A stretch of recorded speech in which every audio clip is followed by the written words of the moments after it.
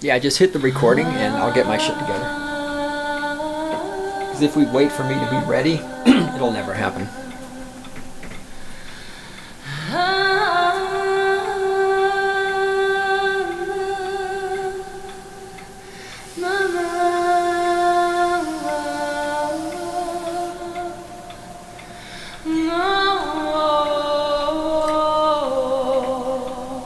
Okay. Chocolate, water, Jack Daniels, and we're good to go. I think I'm ready. I think I have everything I need to do yet another brilliant episode of the Stating the Obvious podcast, brought to you by the Cynical Libertarian Society and me, the Great One himself. You can scream and shout with all your might. Oh, you can scream, shout, whine, cry, snivel, piss, and motherfucking moan. Dig in your heels and hold on tight. Shove your opinion up your ass. That way Obama's cock has something to keep it company. Either you are wrong or I am right. Don't forget the ever-present, the most likely, the third possibility. You are wrong, and I am right. Yes. Yep, I could agree with you, but then both of us would be wrong, and what the fuck is the point in that, right? I am Great One himself, founder of Cynical Libertarian Society. 10 years of podcasting, 10 fucking years. And this is the Stating the Obvious podcast, the weapons platform from which I launch the cruise missile of my intellect that homes in on and destroys stupid motherfuckers all around the world. Yep, fucking statist everywhere. It just fucking homes right as a statist-seeking warhead. It finds the nearest fucking statist and just blows them into oblivion. Sometimes there are survivors, and we mow them down with the machine gun. This is part 5 in a 4-part series discussing the book Against Football by Steve Almond.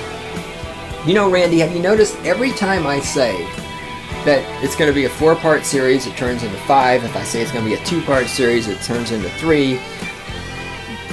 I know, it's because I can't fucking stay on topic. I just ramble. Okay. We are gonna fucking wrap it. I told that lie in the last episode. I said, yeah, this is gonna be the last episode in this year. We're gonna wrap, and then I fucking just lied out the ass. So let me go ahead and lie to you all again. What I'm about to say is a lie. We're gonna finish this up in this episode. Really, no shit. In the control room on the other side of the glass is the lovely and adorable Randy. She is seen, but not heard by me the way women should be. Pause for the feminist to get themselves outraged. I'm dropping shit already. What else?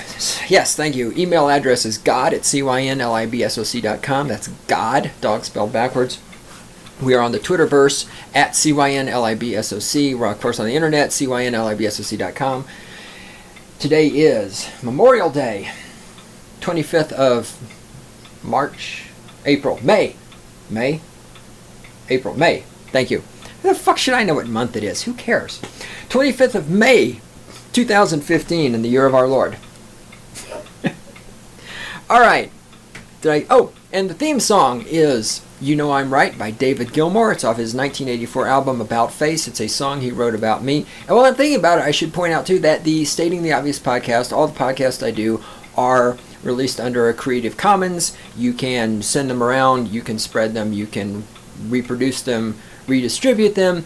Don't change them. Don't sell them. Actually, you can sell them. Just give me a percentage. Right? If you can find a way to sell this podcast, I give me 50%, and I'm totally okay with that. I am a capitalist pig. You may think I'm joking. I'm not. If you can find a way to sell episodes of this podcast to somebody, I will promote you on all my venues. I will fucking go in with you. You just give me 50%. I love capitalism. By the way, capitalism does not mean bailing out corporations with taxpayer money. But that's not capitalism. I know some of you out there are too fucking stupid to actually know what capitalism is and isn't. But then again, you people vote. Oh, and it's so wonderful to live in a democracy where the stupidest people get to make important decisions. Yes! God forbid we should actually have some kind of requirements for voting. Can't have that, because then the stupid people wouldn't be able to vote. And can you imagine if only intelligent people were allowed to vote, and you looked at this, go, let's see, we got a choice between Obama and Romney. Holy shit. Like, only stupid people can look at that and actually pick one of those two asswipes as being superior to the other. Dude, what's this? I heard via a Captain Capitalism Aaron Cleary video, the Republicans are thinking about running Mitt Romney for president again? I guess we could just Google it and find out if there's truth to this. But my God, can they? There's no God. It's just an expression. Well, I am my own God. Can the Republicans really be that fucking stupid? They can. They absolutely can.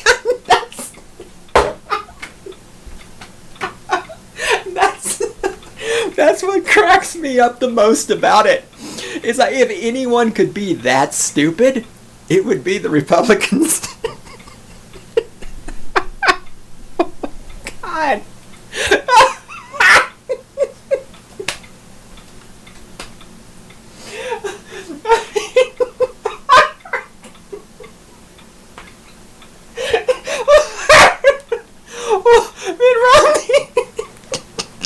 Mitt Romney again. Oh my God, no. I mean, in a sense, it doesn't matter. Hillary Clinton has already won. I mean, you know,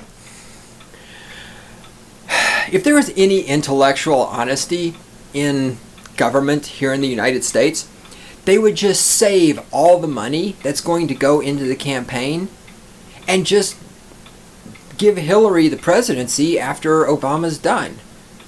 I mean, there is no way in hell she is not going to fucking lose. If she dies, she will be the first dead person elected president. If there's a fucking nuclear war, she's still going to, it doesn't fucking matter. You can take this shit to the bank.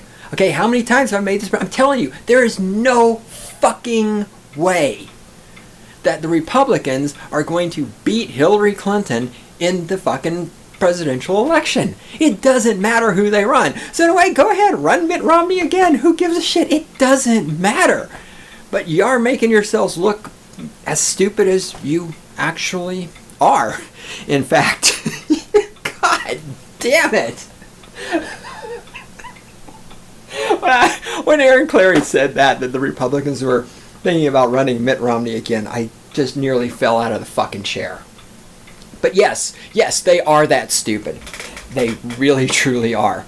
Go to Aaron's YouTube channel and Google for, the title of it is something Republican fucktardery.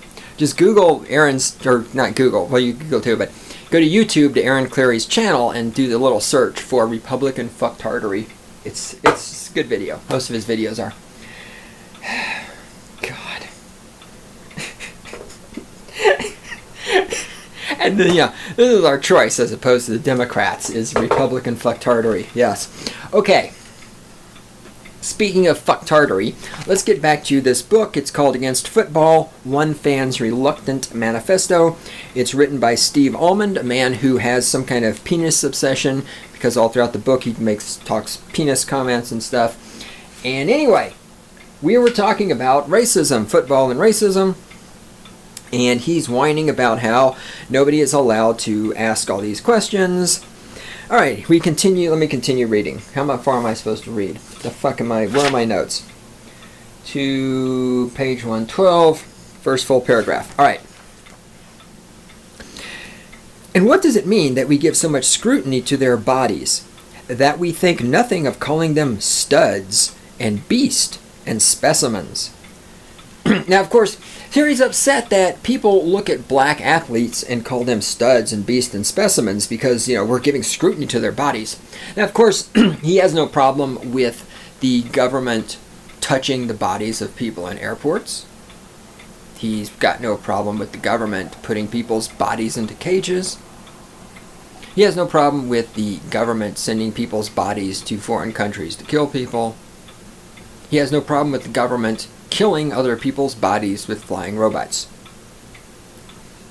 Just pointing all that out. He has no problem with those things. He's a left-wing statist. He's a liberal Democrat. He believes in government. He has no problem with all that stuff. But God forbid you look at a big, hunky black guy and go, damn, he's a stud. Well, he is a fucking stud. And, well, some of them are just overweight. Some of them, I mean by football, I don't mean all black guys in general, I mean football players. Some of them are just large, but some of them are fucking studly. And yeah, would I like to have that guy's body? Yeah. Can I admit to you that I look at some of these athletes and I go, dude, I'm fucking jealous of your body? Yeah, because I'm a fucking man. I can admit that shit.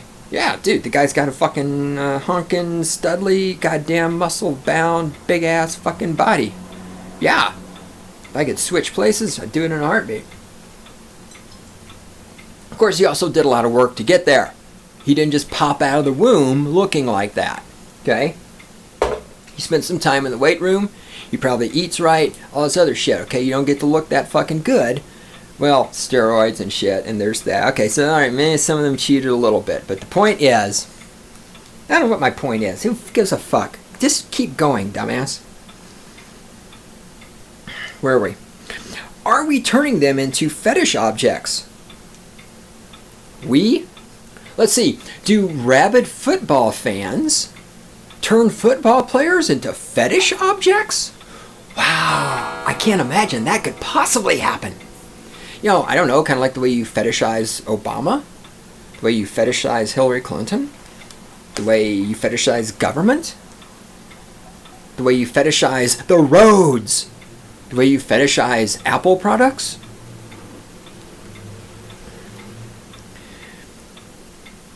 Can anyone really watch the NFL Combine? Watch the NFL Combine? I think that's a TV show or something. I don't know this shit because I'm not a loser. Can anyone really watch the NFL Combine, in which young, mostly African American men are made to run and jump and lift weights for the benefit of mostly old white coaches and us couch potatoes, and not see the visual echoes of the slave auction? Well, it's only on TV, 'cause you keep watching it. It's there, 'cause you want it. You know what it is. I don't. I've never even heard of this shit. Again, well, it's what you... All this stuff that he's complaining about, this shit doesn't just... I know that people like Steve Almond think that all of this was just shit out by the patriarchy. No. This was created by the culture, by the society, by the people, by the environment that we live in. And I hate to fucking break this to you, but white men who are heterosexual and have jobs are not in control of everything.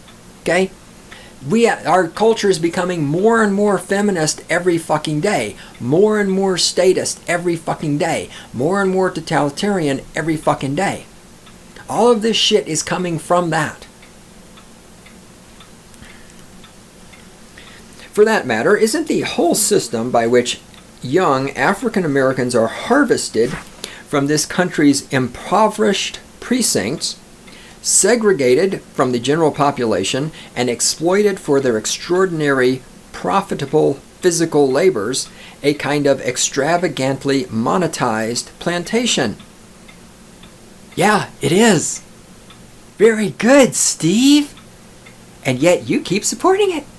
You buy the football jerseys, you go to the games. All these women are like, I'm a feminist and I cared so much and I love the Broncos. Oh, when I see John Elway, I cream myself, I touch myself. Yes, I know John Elway's not the quarterback for the Broncos anymore, but I don't know who is, and I don't give a fuck because it's fucking professional football and I don't fucking care because I have a life. Oh, I have a life. Oh my God. I don't have a Broncos jersey because I have a life.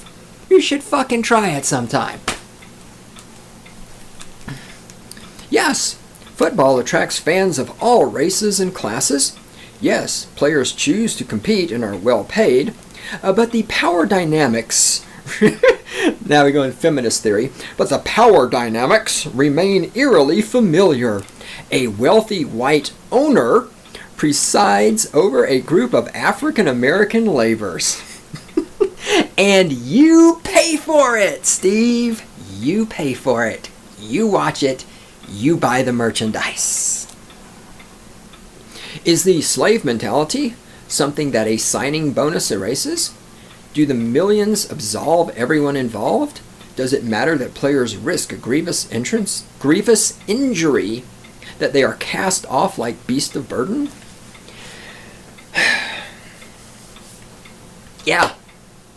Are there some racist overtones to the NFL, which is supported by all these feminists and women and white people and liberal Democrats and has tax-exempt status and is protected by the government and has all these stadiums that are financed with taxpayer money taken away from them by local governments? Does that have some racist overtones to it? Yeah, it sure does, but welcome to democracy.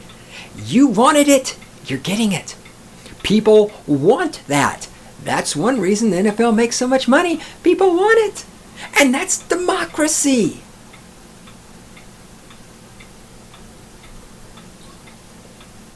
We're not allowed to talk about the racism. Just like we're not allowed to talk about black-on-black violence.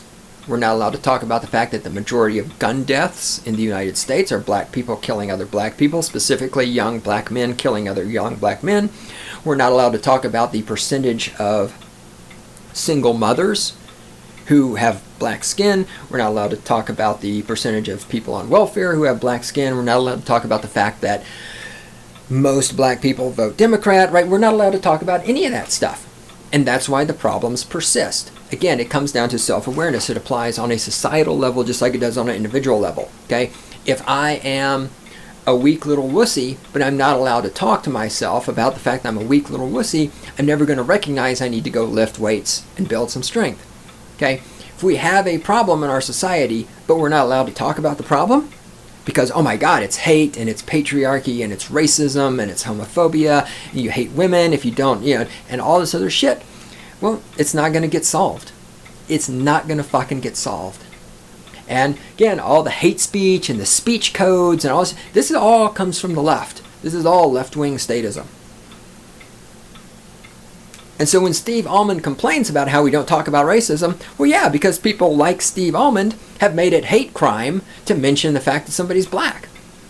It's a hate crime to point out that most gun deaths are caused by young black men shooting other young black men. That's racism. How dare you say that? You're a patriarchy. You're a white man. You're evil. You're heterosexual. Oh my God. So the problem persists. So again, Steve, while you're whining about these problems, look at the source. Get a fucking mirror, stand in front of it, look in your own eyes, and see the fucking source of all of this.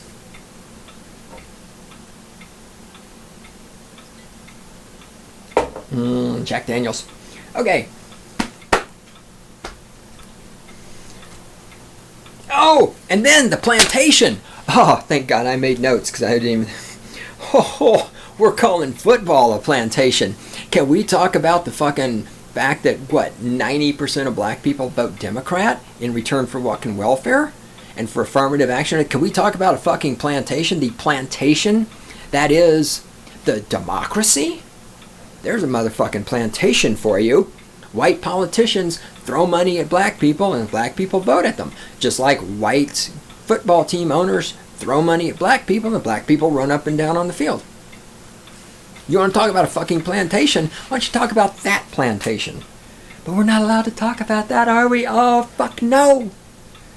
No. All right. Page 112. What am I reading on page 112?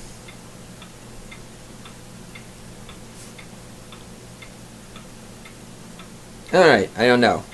I got notes here. I'll figure it out as I read it. Does football provide white Americans? That's my William Shatner impersonation. Spock! Why isn't the enterprise tax exempt like the NFL? Does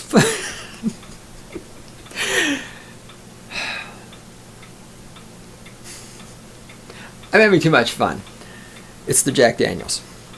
Does football provide white Americans a continued sense of domination over African American men? Do their huge salaries give us the right to pass judgment on them incessantly? To call up radio programs and yell about how they're lazy or money hungry or thuggish? Do we secretly believe that they belong to us? Okay, I can't read anymore without... Alright. Does football provide Americans with a sense of continued domination over African Americans? Probably no more so than African Americans religiously voting Democrat provides Democrats with a sense of dominion over African Americans. Do their huge salaries give us the right to pass judgment on them? No, the fact that we're alive gives us the right to pass judgment. The idea that you don't need some fucking validation to pass judgment. Anybody can pass judgment on anyone or anything anytime they want. It's not a fucking right. It's a function of your fucking mind. Your brain works, you make judgments about things. It's not a fucking right. It's something that happens in the real world. Now, I know that as a left-wing statist, you would love it to make it illegal for people to pass judgment. We're working towards that, where it's actually going to be illegal to have an opinion other than the opinion that you've been told you can have by the government. That's coming. But for right now, yeah, people don't need a right to pass judgments. They get to fucking do that. Call up radio program. Who gives a fuck? Do we secretly believe they belong to us? Well, yes, everybody belongs to the government. That's why you need permission from the government to get a job. That's why you need permission from the government to get married. Right? Because, yeah, you belong to the idea that people belong to other people is not some foreign concept in our culture. Statism is entirely rooted around the concept that there is a group of people, the government, the politicians, the bureaucrats, who own the bodies of everyone else. I don't know why this is so hard for you to fucking understand, other than you're just a fucking idiot.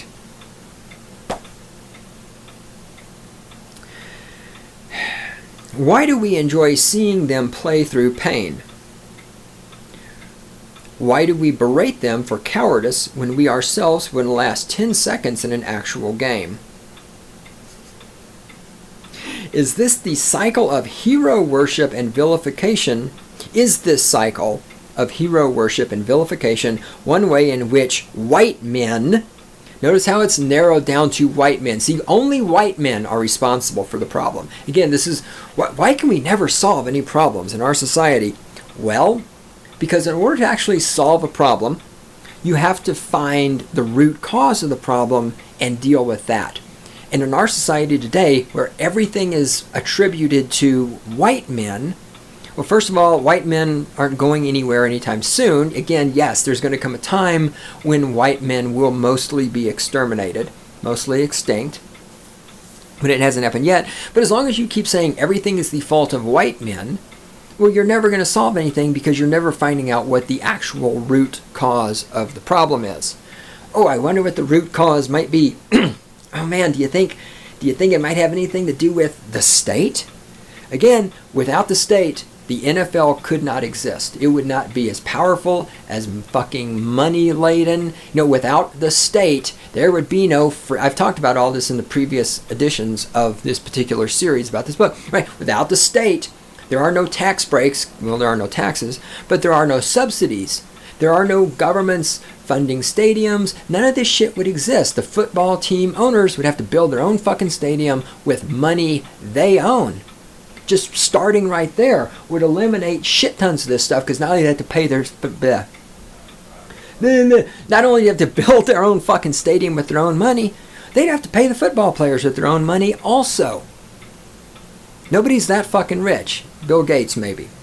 Of course, Bill Gates wouldn't be this rich if it wasn't for the state also. All these colleges that you think are plantations where black men are culled out and trained and everything else to be in the football. Where do they come from? They all come from the state. All right, not all of them. I'm sure there's a few private colleges that are participating in the system.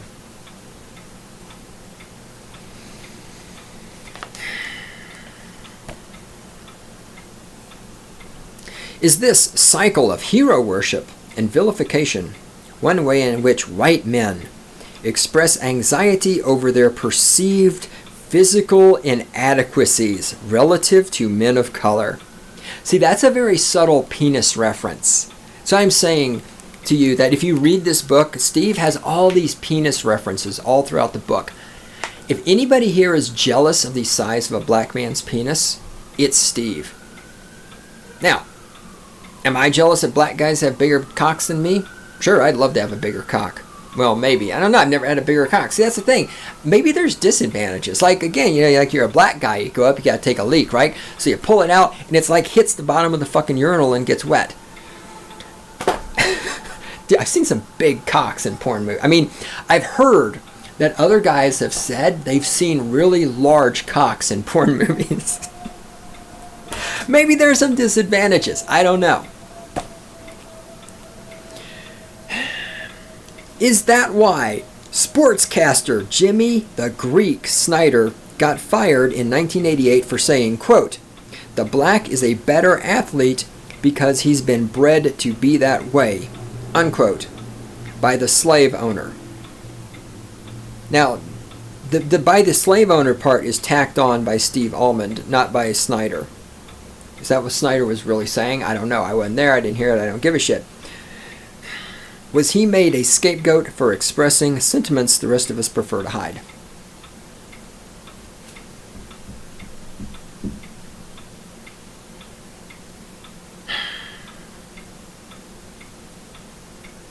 Again, I could just repeat myself ad nauseum.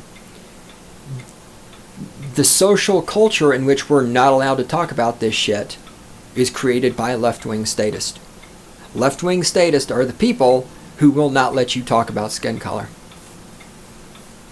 The entire system in which all of this is happening, the high schools to the colleges to the NFL, this is all state subsidized. It's all the corporations, which are not part of capitalism. In capitalism, you don't get fucking subsidies and tax exempt status and all that. That's not capitalism. That's called crapitalism.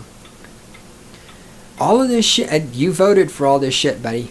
The public schools, where it all starts, you vote for that shit. You send your kids there. You send your kids to the colleges. Yada, yada, fucking yada. Welcome to democracy. You wanted it. You got it. Shut the fuck up. All right. Shut the fuck up. Moving on. Where am I going? Page 113. Oh, God.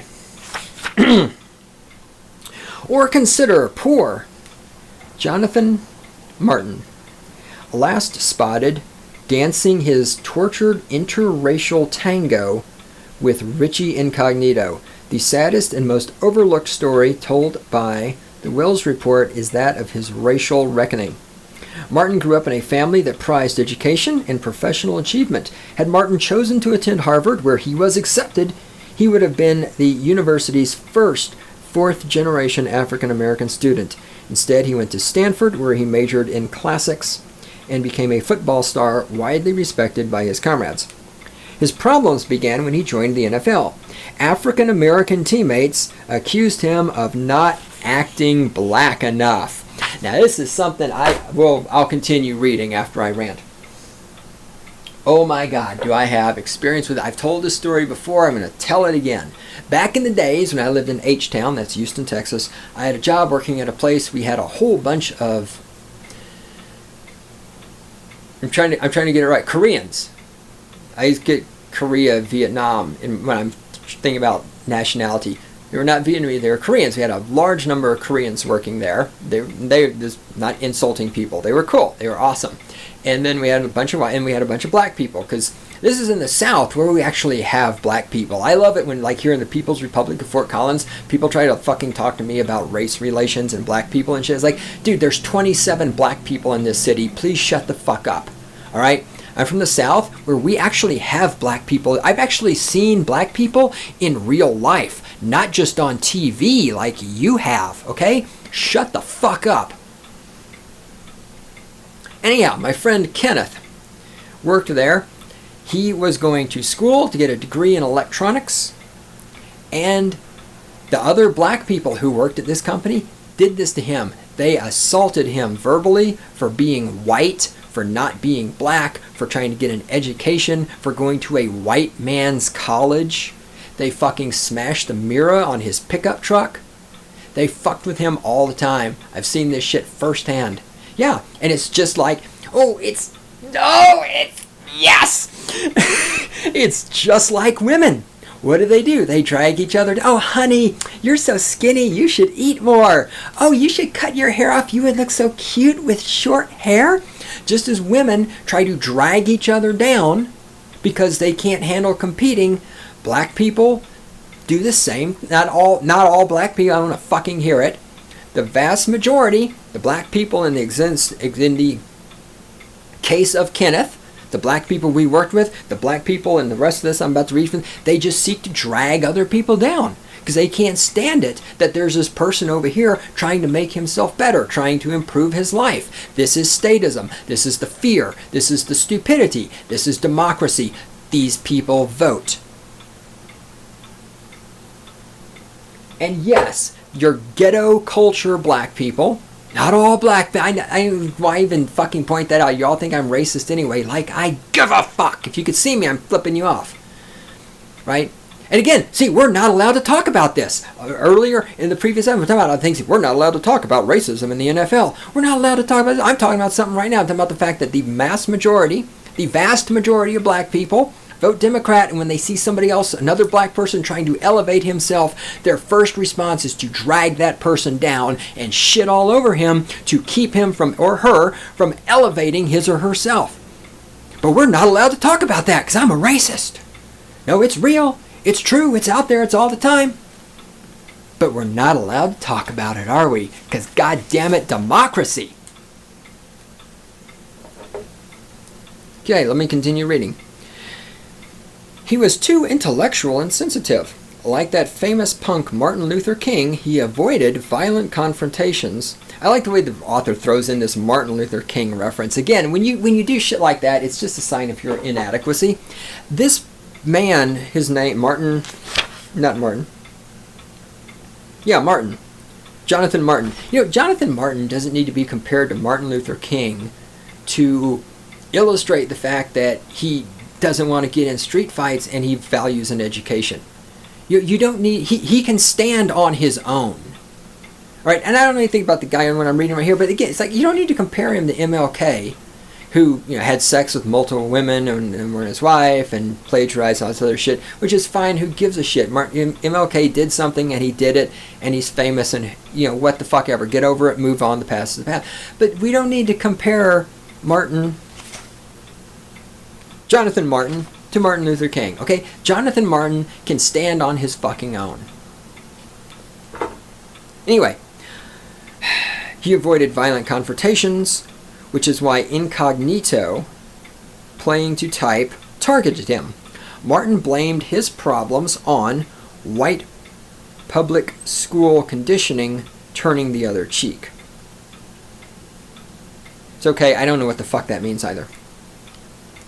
Other players urged Martin to confront Incognito.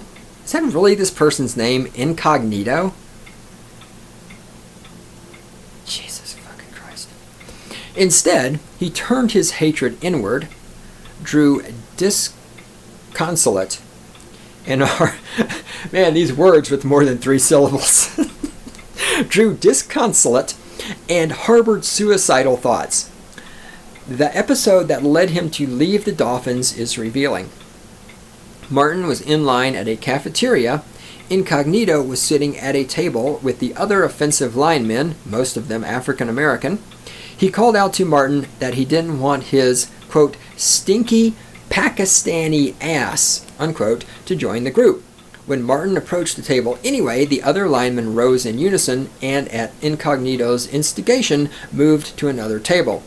Martin had been denied a place at the table. Oh my God, so traumatizing. The assholes don't want me to sit with them. Again, so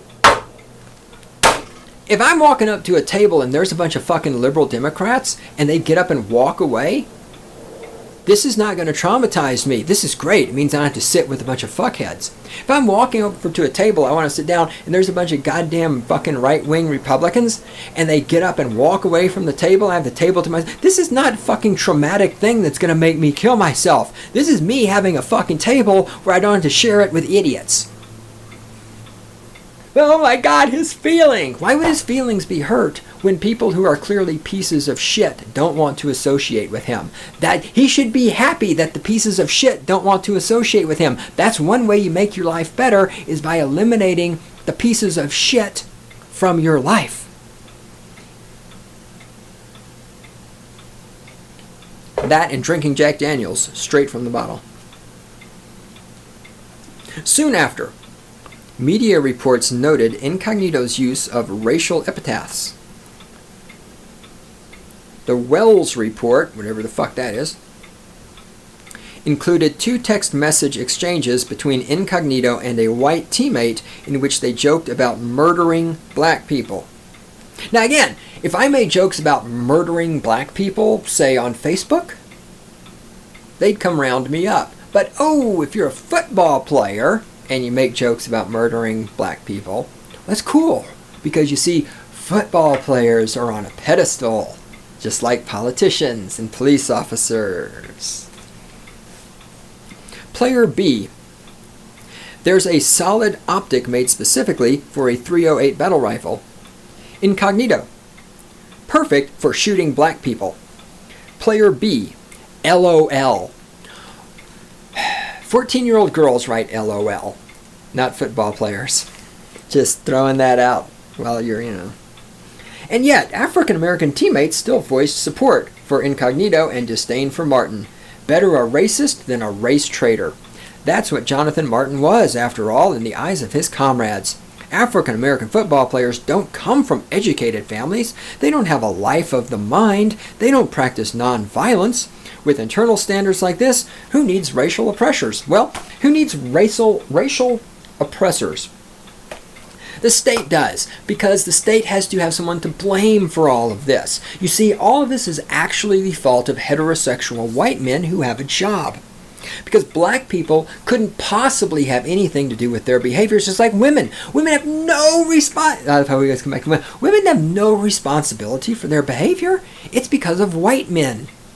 And the same thing with these black football players. Those football players were not harassing the other football player by their own accord. No, white men were forcing them to do that. Because we can't talk about the way black people shit on other black people for not being black enough. No, we're not allowed to talk about that because that's hate speech. Let's just blame it on white men.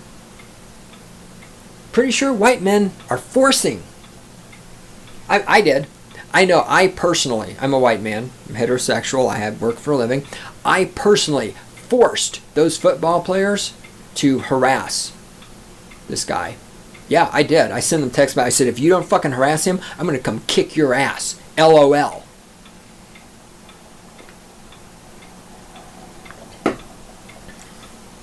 Randy, where are we at on time? Thank you. All right. Did that. Page 116. Oh my God. We're running out of time. I have to talk faster. The primary mission of high school and college, I hope we can agree, is to educate students, to stimulate and expand their minds, to prepare them for jobs and lives that contribute to society. Again, it gives you a clue of how stupid Steve Almond is. No, the purpose of public schools is to create citizens who are smart enough to obey the government and get menial jobs and pay taxes, but not smart enough to question the actions of the government. That is the purpose of public schools. The fact that you don't understand that is why all these problems exist, because you're a dumb fucking statist. Okay, progress. Page 127. For those of you following along at home. Oh, God.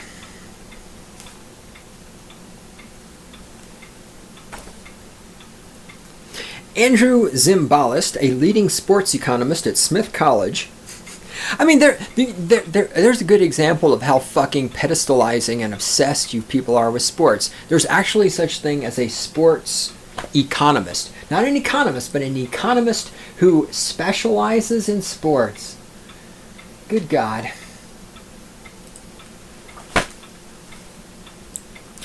Andrew Zimbalist, a leading sports economist at Smith College. Hi, I'm an economist. I specialize in sales of Barbie dolls. I don't know.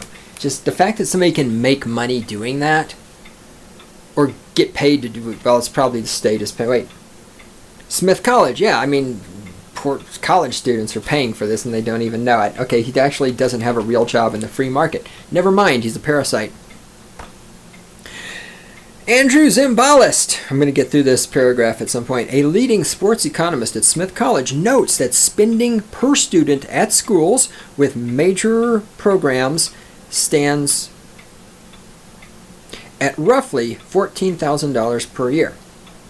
The figure is over $90,000 for student athletes.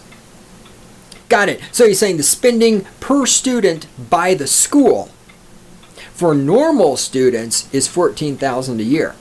But for athletes, it's $90,000 a year. Yes. In the country's most famous conference, the SEC, schools spend nearly 12 times as much on athletes as they do on students who come to study, say, engineering or epidemiology. Colleges with big football programs also spend hundreds of millions on big stadiums. CSU is about to build a new big stadium right here in the People's Republic of Fort Collins. It's going to be subsidized by, wait for it, taxpayers and even other students in the form of student fees. Yes, gee, wait, where have we heard all this before? Before we go back and listen to my older podcast talking about football, where have we heard all this before? We're talking about colleges. Where have we heard all this before? Where have we heard all of this before? Yes.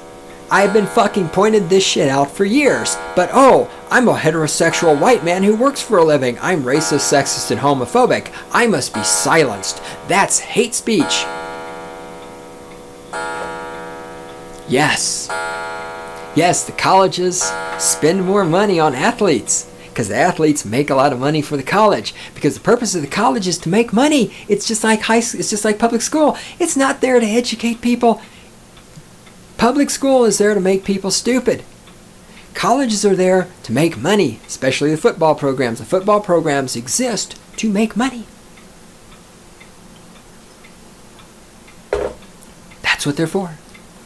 Wake the fuck up. Wake the fuck up.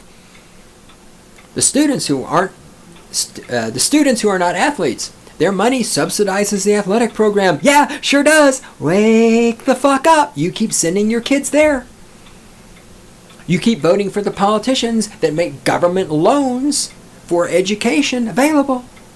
If there were no government loans, if people had to pay for college out of their pocket, the colleges would either go out of business or have to lower their prices. But oh, we can't have that because everybody has a right to an education. All of this, God, it can all be solved. It's so easy. You just get rid of the state. You eliminate the government, all the fucking subsidies that go to the colleges. Boom, it's done. All of this would end.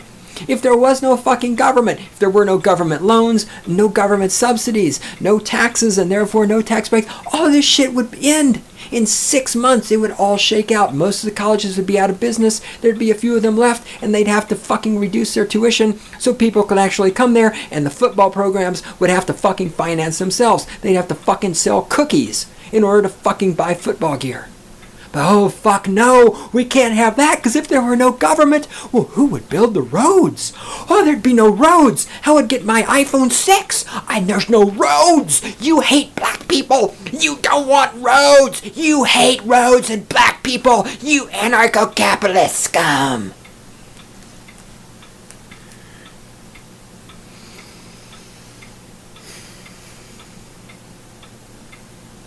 The point, this is... Take 3. This is a point that writer Malcolm Gladwell makes that virtually nobody else seems to care about. Oh my God, I've shot about this shit forever. Nobody cares about this. No, people do care about it, but when we say it, we're racist, sexist, and homophobic. Fuck you, Steve Almond. Fuck you and your goddamn penis envy.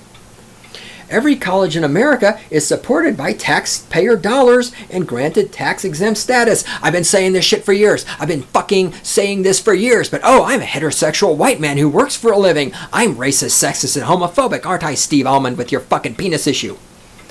We do this because we value the collegiate mission, which is not to have a number one football team, but to graduate students that will go about the dull business of contributing to our society. No, the purpose of the colleges is to make money, you stupid motherfucker. So who really benefits economically from college football? The NFL. What, really? No shit? The fucking NFL benefits from college football?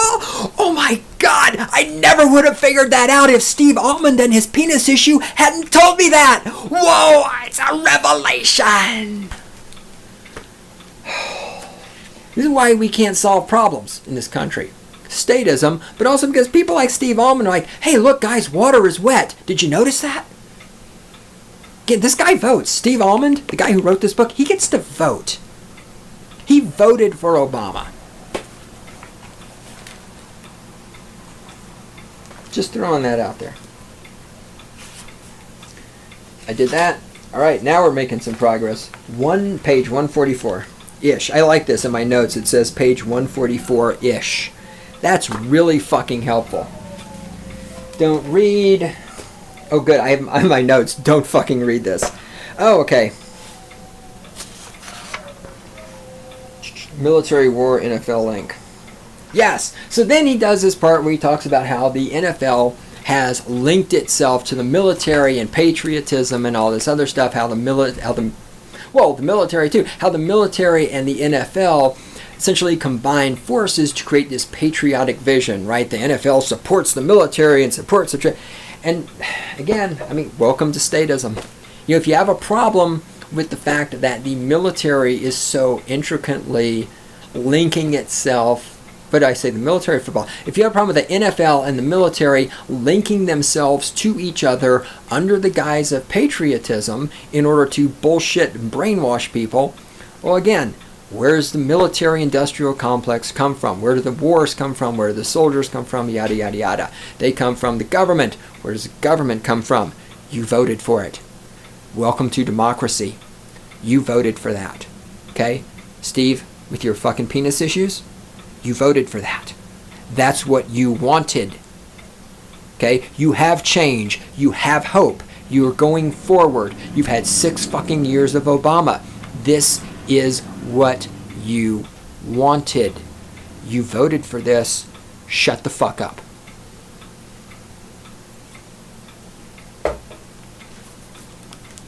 Page 148. There's something on page 148 that I'm supposed to care about.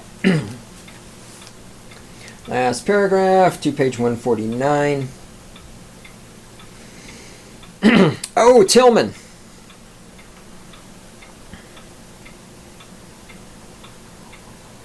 By 2004, Tillman had been redeployed to Afghanistan. That April, he was killed in what military officials described as a firefight near the Pakistan border. He was awarded the Silver Star, a medal reserved for soldiers who exhibit, quote, gallantry in action against an enemy of the United States, unquote. ESPN broadcast his memorial service live. His former team, the Phoenix Cardinals, erected a Pat Tillman Freedom Plaza outside its stadium. Even in death, Tillman's identity was being carefully constructed. He became a square-jawed alpha martyr to the cause of freedom. Wow, the government created a propaganda campaign? Whoa, no fucking way. No, this is shocking. This can't possibly have happened, no. In fact, according to the Army's own subsequent investigation, Tillman had been killed by his own side, shot 3 times by comrades who, in the bedlam of an ill-advised mission, mistook him for an enemy fighter. The last soldier to see him alive was instructed not to reveal how Tillman had been killed. His uniform and body armor were burned, as was the notebook in which he had recorded his thoughts about his tour in Afghanistan. An officer who knew Tillman had been a victim of friendly fire warned President Bush not to mention him. Military officials actually ordered members of his platoon to lie to his family during the memorial and waited weeks to tell them the truth. The irony is that Tillman, had he lived, had his journal not been torched, might well have become the most famous critic of the War on Terror. According to his mother, he had arranged a meeting with Noam Chomsky, one of the few public intellectuals to question militarism and intervention. So wait. And of course, he was accidentally killed by friendly fire. Or was he? So you've got a football player, somebody who is idolized, put on a pedestal by the general public, and he's writing a journal, and he is anti-war, and he's actually there in the war serving, he has first-hand knowledge. Whew, if he came back to the States with that opinion and that attitude, oh, that could be bad publicity for Obama. That could be bad publicity for the military-industrial complex. Now, I'm not saying he was deliberately shot by his own soldiers. I'm just saying it could happen. And even if it was truly accidental, then the spin control comes in. What, the government spun some propaganda? No fucking way. God, you people are so fucking stupid. You voted for this. You voted for this. This is what you voted for. Please shut the fuck up and suck a dick. This is what you voted for. You voted for. You voted for. And this is what the fuck you voted for. Please shut the fuck up and suck a dick, you motherfucking status filth. You voted for this. You voted for this. Alright? Fucking go kill yourself. If every statist would kill themselves, again, boom, every problem solved. If every statist in the United States just shot themselves in the face with a goddamn bazooka, problem solved, done. We could move the fuck on. But no, you're too goddamn... I care about the children. I care about the future. I care about other people. But I want those people in cages. I want people to pay taxes. I want everything I want because I want the new iPhone 6 because I'm selfish. No, if you're so fucking... That's the word I'm looking for. It's that thing that doesn't exist. God damn it. Hang on. My brain. Come on, brain. God damn it! My brain is empty. Wait, everyone's like, oh, that's not news. Like, we fucking knew your brain was empty. There's nothing in my brain. I can't remember the... Altruistic! If you're so into altruism, kill yourself and make the world a better place. What are you doing? You're shitting me. That's 52 minutes? God damn it. I'm not done. Alright, we're going long. It's like football. We're going long. Okay, I'm going to take a quick break. Music's going to play. When the music's over, we're going to be back. We're going to wrap this up.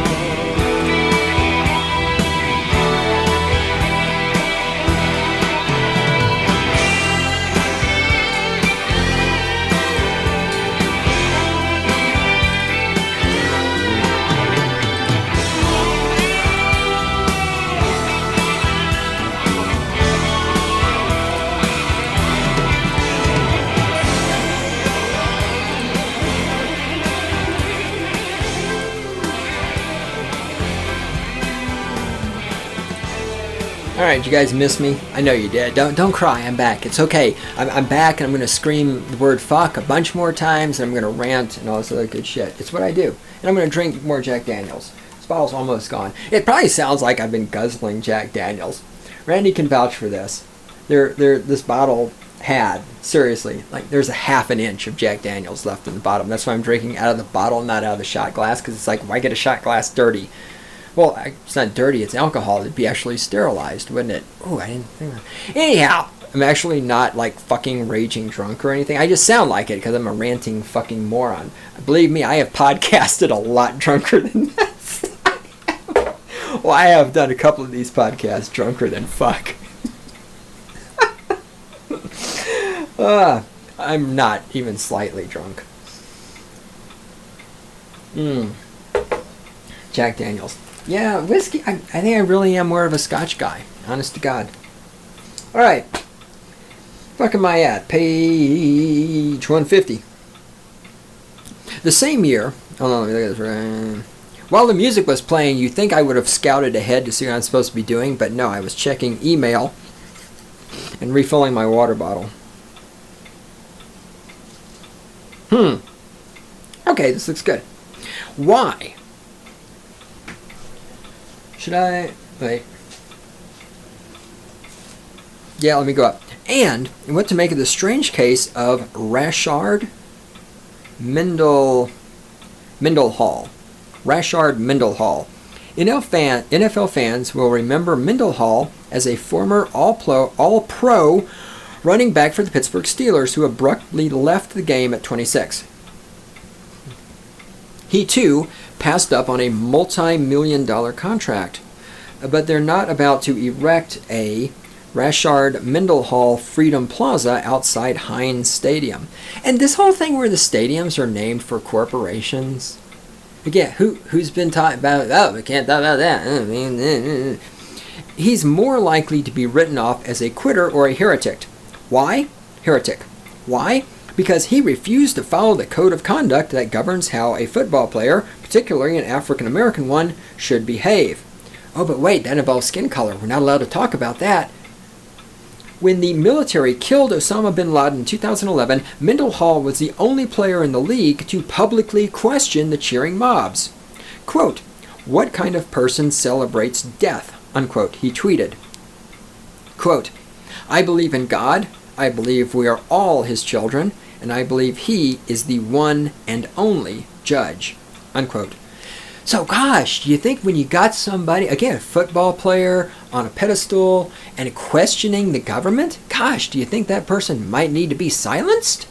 Do you think we can allow somebody with the kind of power with the public that football players have to question the state? Oh, fuck no. That same year, Mendenhall again infuriated fans and pundits, fuck them, by voicing support for his fellow running back Adrian Peterson, who compared the NFL to, quote, modern-day slavery, unquote. Peterson was trying to make a simple point. Owners reaped billions of dollars on the backs of their players, yet refused to share financial information with them. He quickly apologized for the comments, but Mendenhall was again, to quote his internet critics, quote, uppity, unquote. Quote, "Peterson is correct in his analogy of the game," unquote, he tweeted. Quote, "Anyone with knowledge of the slave trade and the NFL could say these two parallel each other," unquote. But oh, we're not allowed to talk about that, are we? No! Fuck no! Because the left-wing media oppresses any discussion of it, and because the government keeps financing it, keeps giving the subsidies, keeps giving the tax breaks. Oh, we can't talk about that, can we? Oh, how's that fucking 6 years of Obama doing for you? How's your change and your hope? Are you going forward? Oh, forward. Forward, forward, back to the plantations. Just vote Democrat and shut the fuck up, black people. That's all you have to do. Mendenhall played football for 17 years. He knew the rules. Shut up, play the game, and collect your dough. But he knew he was being used and used up. So he committed the ultimate sin. He deserted. Quote. Say quote, which I assume was written by Mendelssohn at some point. It doesn't give the source. But anyway, Over my career, because of my interest in dance, art, and literature, my very calm demeanor, and my apparent lack of interest in sporting events on my Twitter page, people in the sporting world have sometimes questioned whether or not I love the game of football. I've always been a professional, but I am not an entertainer. I have never been. Playing that role was never easy for me. The box deemed for professional athletes is a very small box. My wings spread a lot farther than the acceptable athlete stereotypes, and conformity was never a strong point of mine. So when they asked me why I wanted to leave the NFL at the age of 26, I tell them that I've greatly enjoyed my time, but I no longer wish to put my body at risk for the sake of entertainment. Unquote. And it's all perfectly reasonable and logical. There's nothing in here that I can find fault with.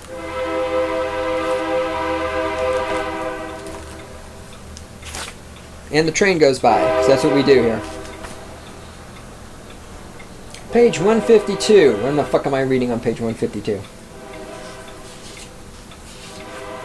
Oh man, we're so close to being done. We're only 3 hours away from finishing. No, I'm just kidding. Randy, I only have one more page of notes. Ah! No, I'm just kidding. Page 152, third full paragraph. All right.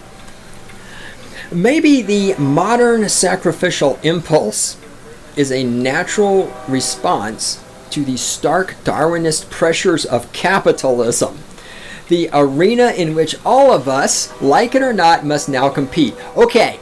Oh, fucking K. Oh my God. Jesus fucking H. Christ in fucking heaven and hell. Where is the fucking bottle?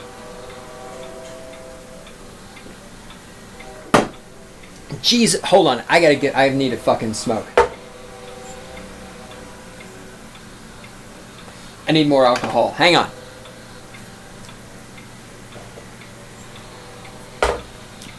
Jesus fucking H. Christ on a stick. The arena of capitalism in which we must all compete? Yes, because all the people on welfare, they sure are competing in capitalism. All the people who work for the government with jobs that don't exist anywhere in the free market, they sure are competing in capitalism. All the people who work at the colleges, the tenured professors who can't get fired for any reason they sure are competing in capitalism. Yeah, you know what? If everybody had to actually compete in capitalism, all the problems he's talking about in this book would poof vanish. That fucking Christ all fucking mighty. People on welfare are not competing in capitalism. People with government jobs are not competing in capitalism. People who work in HR departments are not competing in capitalism. Tenured professors are not competing in capitalism.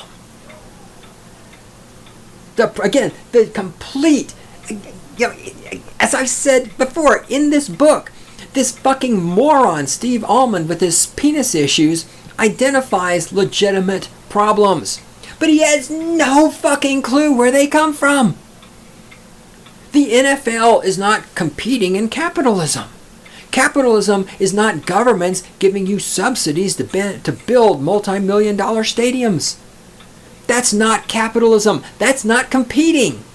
Right? There's no other NFL in danger of taking the NFL's fans away from it. There's no competition. It's a fucking monopoly backed by the government with tax-exempt status. There's no fucking competing. Even on the playing field, as I've said before, the winning team of the Super Bowl every year is determined before the season even begins. It's all I'm not going into the details now. I don't have time. We're way the fuck over time.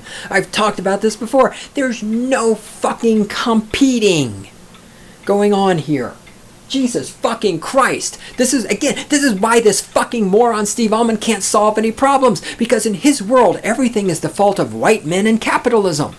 And that's why, if you think everything, you're sitting there going, hey, my toilet is overflowing. It must be because of white men and capitalism. No, it's because somebody flushed something down it that's too fucking big. You need to get a plunger and you fucking plunge it. Standing there going, white men and capitalism made my toilet overflow is not going to fucking solve the problem. Doesn't solve the fucking problem.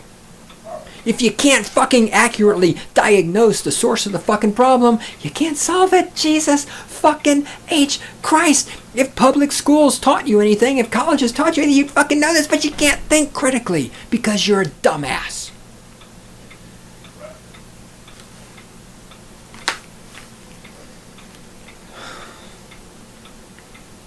Maybe football represents the illusion of order imposed upon our chaotic aggression.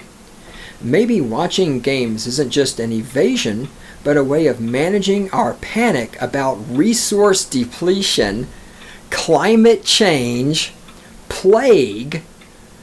Plague? What fucking plague? The fuck is he? Again, look, again, you can tell this guy is like trying to take all of his personal anxieties, like his small penis and his fear of black people and his fear of global, and just impose this on everyone around him. The looming prospects that the serpent within our souls will doom the human experiment. This would help explain our obsession with imagined dystopias that feature sacrificial sport, from rollerball to the Hunger Games. Maybe this is why... No, that's explained by the fact that you people are statists and you want somebody to control your life for you and you want to be entertained. I've talked about this already. I'm not going to go into it now. I've talked about it in the past. We don't have time. And maybe this is why we spend more and more of our time consuming sacrificial entertainments, programs in which the central allure is watching people damage each other and themselves. And yet these people who spend all their time watching programs in which people damage other people, we let these vote. They vote. We're Obama, elected by damaged people who like watching other people damage other people. Oh, democracy! God damn it, it's so fucking awesome! Yes!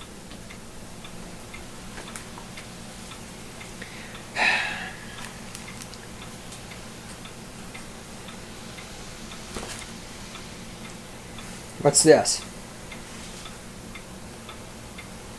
Page 153, third full paragraph. 1, 2, 3. But I also believe that watching football indoctrinates Americans. Whoa! No shit! Whoa! Oh my god! I also believe water is wet. But I also believe that watching football indoctrinates Americans, that it actually causes us to be more bellicose and tolerant of cruelty, less empathetic, less willing, and less able to engage with the struggles of an examined life. Yes!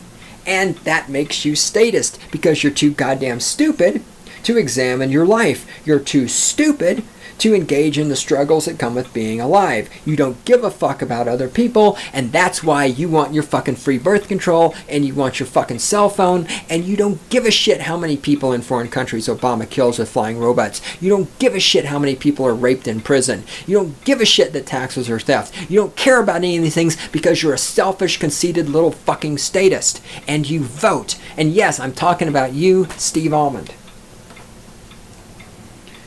Let's nominate myself as a prime example. I was opposed to the wars in Afghanistan and Iraq, and troubled by the nationalist wrath that erupted from every cultural portal in the weeks and months after the terrorist attacks of 2001.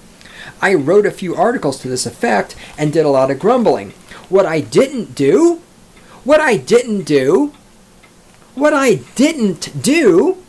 was enact my values. That's because Steve Almond has no values. This is a misconception statists have. People who are statists believe they have values. You don't. You cannot have values and be a statist.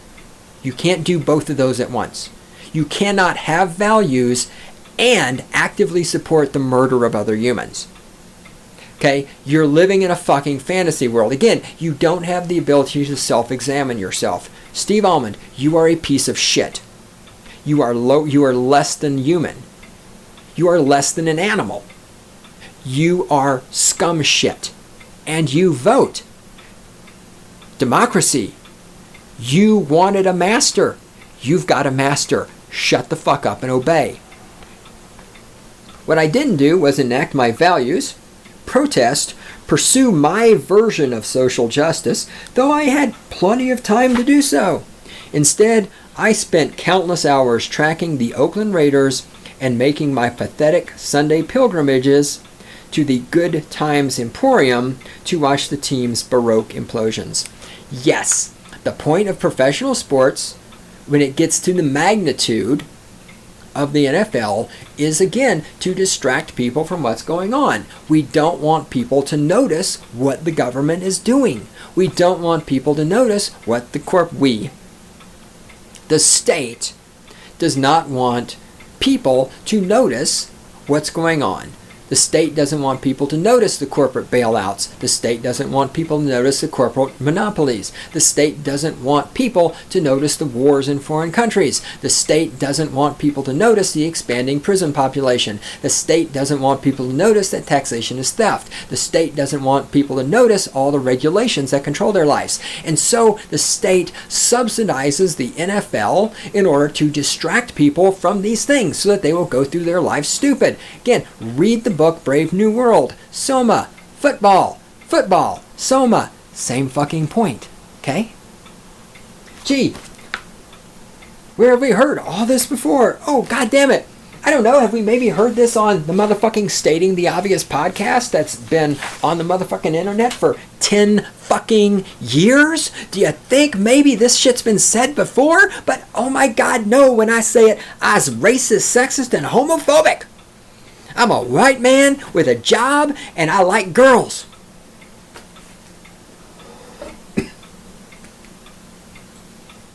And I drink Jack Daniels out of the fucking bottle.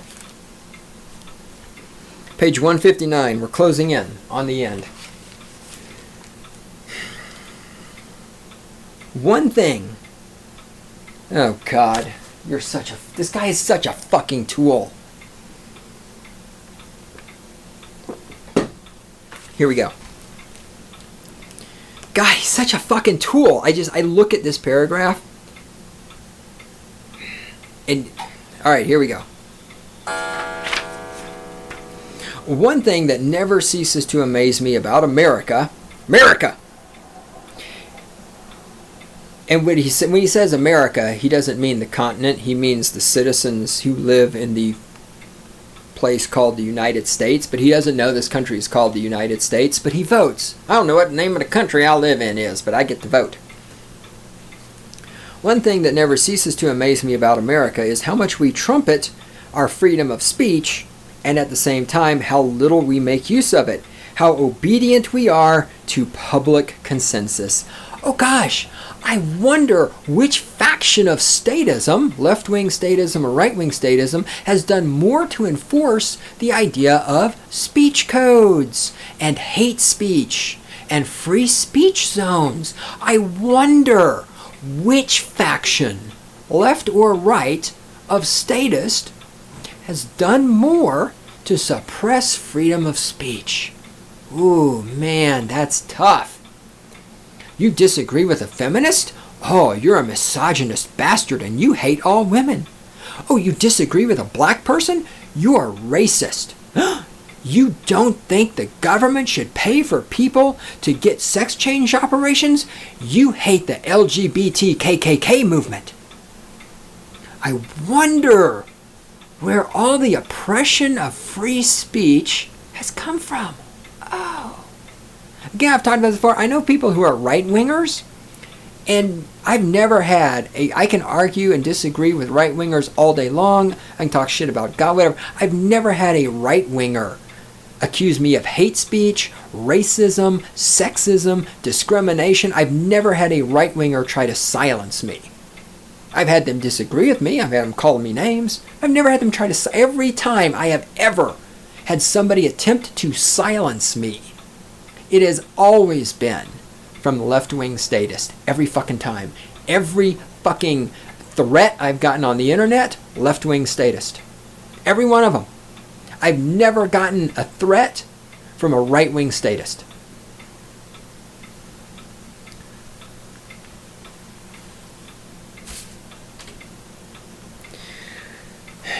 As a population, we generally agree to regard that which is popular as worthy. No, we don't agree on that at all, dumbass. And that's your problem. Oh, look, this is popular. That means it's okay. No, it doesn't. And that's the difference between people who have values and you, Steve Almond, as a statist. People with values, people who can think, people who have critical thinking skills and self-awareness recognize that just because something is popular doesn't mean it's worthy. As a population, we generally agree to regard that which is popular as worthy and that which is convenient as necessary. And there's the sickness of statism. Oh, this is convenient, therefore it's necessary. This is popular, therefore it's worthy. There's the sickness of statism in one fucking sentence. And we shy away from even the most obvious statements of truth if they puncture our prevailing myths. Yeah, we sure do. Now, but wait for that. Statements such as, America's economic system incentivizes greed. Well, no, that's not... Well, okay, yeah, America's fascist economic system does incentivize greed. He's trying to make an attack on capitalism there, but he's failing because America's economic system is not capitalism. Or, smartphones are making people stupider. Oh my God, who's been saying that smartphones make people stupider for years? Oh, I think it's me, but when I say it, I'm racist, sexist, and homophobic. Thank you, freedom of speech brought us by you fucking left-wing statists. Oh my God, I've been saying this forever. But no, I'm a white man with a job and I like girls. I obviously hate black people. That's why I think smartphones make people stupider, because I'm racist. Or, it is immoral to watch a sport that causes brain damage. But yet, when I say it's immoral to kill people in foreign countries with flying robots, I'm pretty sure that being killed by a flying robot causes brain damage. We're totally okay with that. Steve Almond's completely fucking okay with that. He has no problem with that. But oh my God, these football players who voluntarily play football, they're risking brain damage. We're going to make a fucking federal case out of this. Ha! Federal case. Get it? Ah, boom. All right. Page 161. We're getting close. First full paragraph.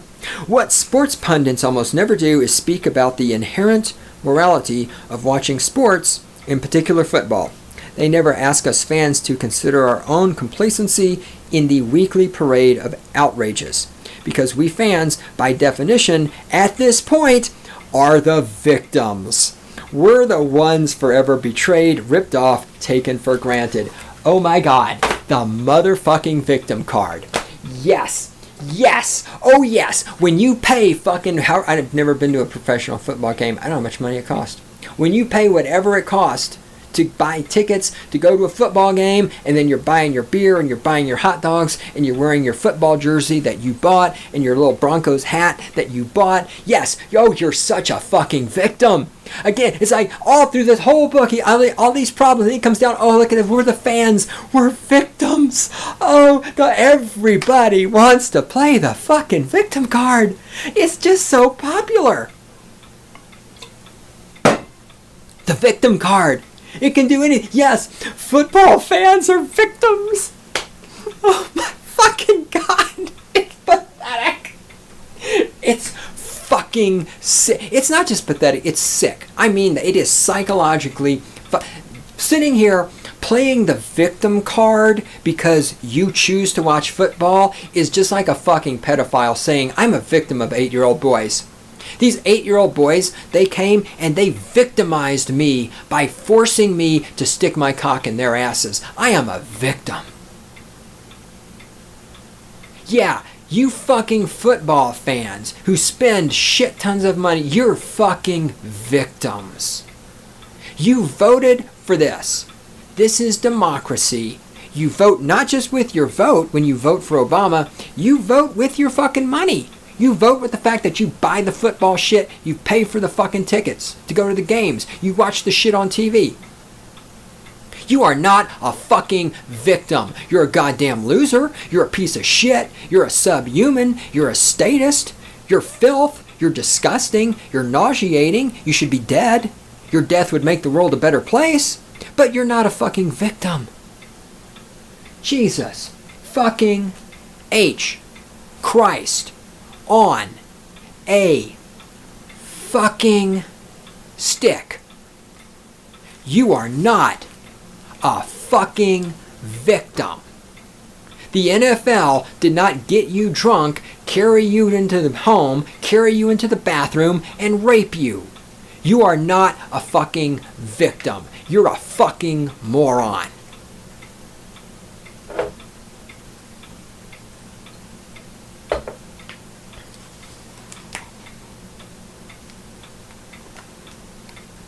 Okay. We are so close we can smell it. I'm out of notes because I got to the end of this book and it was so bullshit that I couldn't even take notes anymore. I was losing my mind so badly. And I have to find, here we go. Okay. At the end, this book just descends into statist fucking paradise.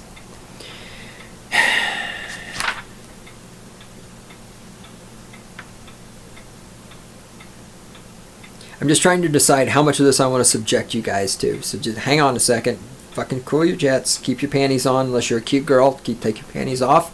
Take your panties off and mail them to us here at god@cynlibsoc.com. You can't really... Damn it. If there was a way to attach actual physical objects to email so the girls could mail me their used panties. Panties. People are like, dude, this is not what we came here. We do not want to hear about your sick little perversions. I know, I understand. All right. Here we go. Brace yourselves, my friends, for the finale. And then we will never speak of this moron Steve Almond and his penis issues again. You've heard that lie before, too. All right. In May, President Obama hosted a summit to raise awareness of concussions in youth sport. Oh my God. The Messiah, he's holding a summit to raise awareness. He cares so much. Oh, Messiah, thank you. Thank you for holding a summit to raise awareness. Oh, I never could have figured out on my own that people slamming their heads into each other might lead to concussions. Oh, without you, without your guidance at this summit to raise awareness, I'd have never known this. It was a quintessentially political gesture, a laudable and largely ceremonial event intended to validate his ardor for the game, which he detailed in a 2013 interview. The Messiah did speak, and the Messiah said this: I'm a big football fan, but I have to tell you, if I had a son, I'd have to think long and hard, get it? Long and hard, before I let him play football. And I think that those of us who love the sport are going to have to wrestle, long and hard, wrestle, get it? Wrestle with the fact that it will probably change gradually to try to reduce some of the violence. In some cases, they may make it a little bit less exciting, but it will be a whole lot better for the players. And for those of us who are fans, maybe we won't have to examine our conscience quite as much. Unquote. As if, of course, the Messiah has a conscience. This is a man who murders people in foreign countries with flying robots. The idea that he has a conscience, again, this is a thought that can only be held in the brain of a stupid person. Obama murders other humans. He directly orders the murder of other humans. He is a filthy piece of shit. He does not have a conscience of any sort. A few months later, the Messiah added this: I would not let my son play pro football. At this point, there's a little bit of a caveat emptor. These guys, they know what they're doing. They know what they're buying into. It's no longer a secret. It's sort of like the feeling I have about smokers, you know? Now, this is interesting because the feeling Obama has about smokers is that their activity should be taxed and restricted. So, shouldn't we be forcing football players to pay additional taxes and placing restrictions on their ability? You know, you can't play football within 20 feet of a door or something?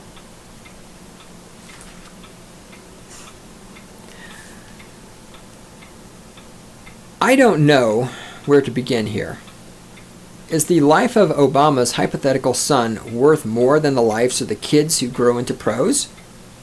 Are players really like smokers? Do we pack stadiums to watch pro smokers inhale? Should the first goal of safety reform be to alleviate fan guilt? And now, the next paragraph that I'm about to read to you from this book. Prepare yourselves to hear me lose my mind. I do read from page 170, the second full paragraph of the book Against Football by Steve Almond. Obama may be the one figure in American civil life with the moral authority to put football into its proper perspective.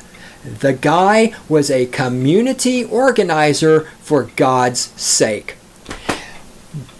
My fucking Jesus fucking Christ on a fucking stick with a fucking bazooka in his face. Only Obama can save us. Only Obama can reform football because he was a community organizer. He was an unemployed lawyer. Only Obama can do it. The fucking Messiah worship. The fucking hero worship. The fucking statism. I can't stop going to football games on my own. I need Obama to make football illegal. I need Obama to regulate football because I can't stop watching big, strapping, hunky African-American men in tight pants slamming into each other while chasing a ball and touching each other's butts. You know, Steve, if you have such a penis envy problem with black men who play football, why don't you stop yourself? Stop expecting Obama to fucking fix it for you. This is statism, my friend. Only Obama can fix football. Only the Messiah. No. Again, democracy, you voted for it. You vote with your votes. You vote with your money. You can fix this anytime you want, but you don't want to because you're a selfish goddamn piece of shit.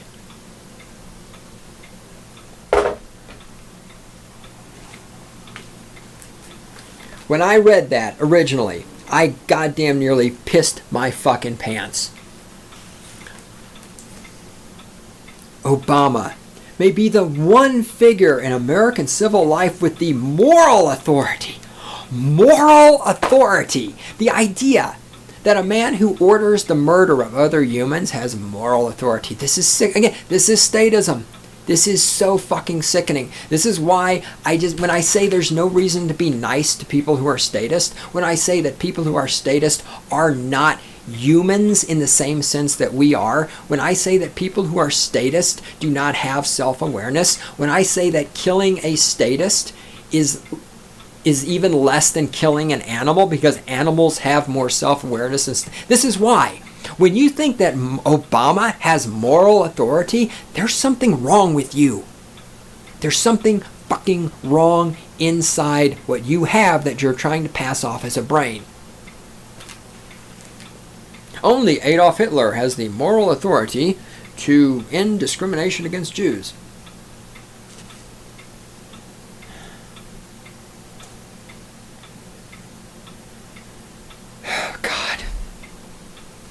It continues. It's great. Okay, the guy was a community organizer for God's sake. That's what it says. The guy was a community organizer for God's sake. Oh, Obama, he was an unemployed lawyer. Fuck, if anyone can do it, he can. As if community organizer is some sort of skill or trade that creates value for other humans. Again, there's no fucking contact with reality in this book. None.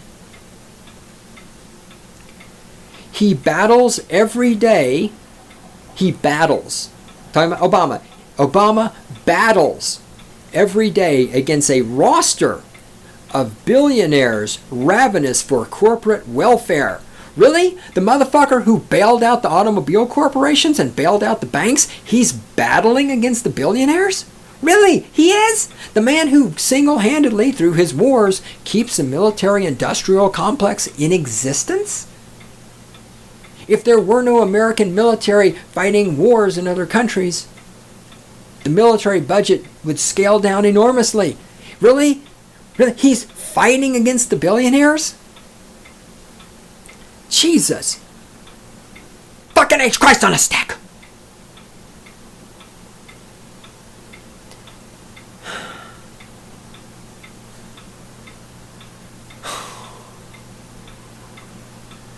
Couldn't the idealist we elected way back in 2008 awaken from his technocratic trance long enough to draw the line? Wouldn't it be a radical departure from his stated would it really be a radical departure from his stated values for him to announce that he can no longer endorse a game that profits by cruelty, that installs avarice, and that harms more than healing our most valuable, vulnerable communities? Couldn't the guy at least admit it's wrong to watch a sport so dangerous he wouldn't let his own son play it? No, he can't, because he is a man who murders other people in foreign countries with flying robots, and you voted for him, and you suck his dick, and it's democracy, and this is what you wanted, and this is what you've got, so shut the fuck up.